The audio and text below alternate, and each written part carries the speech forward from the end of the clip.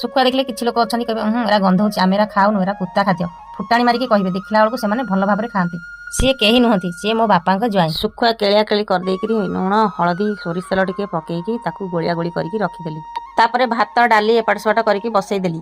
ଆଉ ଘରେ ଯାହା କାମ ଥିଲା ତାକୁ ସବୁ ତୁଟେଇକି ଆସିଲା ବେଳକୁ ମୋର ଡାଲି ସିଝି ଯାଇଥିଲା। ଡାଲିଟାକୁ ଛୁଙ୍କ ଦେଇକି ଏଠି ମୁଁ ଶୁଖୁଆ ଭଜା କରିଦେଲି। ଆସିଥିଲେ ଘରକୁ ମୋ ଗୋସି ମାର ଭଉଣୀ ଜ୍ୱାଇଁ। ତାପରେ ତାଙ୍କୁ ଏଠି ଖାଇବାକୁ ଦେଇଦେଲି। ସିଏ ଖାଇସାରିକି କହିଲେ ଆକେ ହିଁ କହନ୍ତି ଆମ ଓଡ଼ିଆ ଘରର ଖାଇବା। ଖାଇବାଟା ଆଜି ବହୁତ ଶାନ୍ତି ଲାଗିଲା। ମୋ ପସନ୍ଦର ଥିଲା ଟିକେ ଶୁଖୁଆ ବେସର କରିବି ବୋଲି।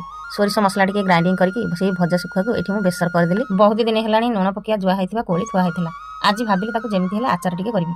ସାଙ୍ଗମାନେ ଜାଣିଥିବେ ଡାଲିର ମହତ୍ତ୍ୱ କେତେ। ଯେକୌଣସି ଭୋଜି ଭାତ ଯାହା ହେଇଥାଉ ଆଗେ ହିଁ ଭାତ ଡାଲିଟା ଲାଗେ, ତାପରେ ଆଉ ଯାହା। ଆଉ କିଛି ନହେଲେ ବି ଚଳିବ। ସେମିତି ଘରେ ଟିକେ ଯଦି ଏମିତିକା ଆଚାର କରିକି ରଖିଥିବା, ଯଦି ବର୍ଷା ଦିନେ ଟିକେ ଡାଲି ହେଇଗଲା ନା, ଆଉ କିଛି ତରକାରୀ ଦରକାର ପଡ଼ିବନି। ତାପରେ ଆଚାର କରିସାରିକି ଆଣିକି ଆମ ଯାଆଙ୍କୁ କହିଲି ଟିକେ ଚାଖିଲ କେମିତିକା ଲାଗୁଛି। ସେ ଚାଖିକି କଲେ ନା ବହୁତ ଟେଷ୍ଟ ହେଇଛି। ରହୁଛି, ନମସ୍କାର, ଜୟ ଜଗନ୍ନାଥ।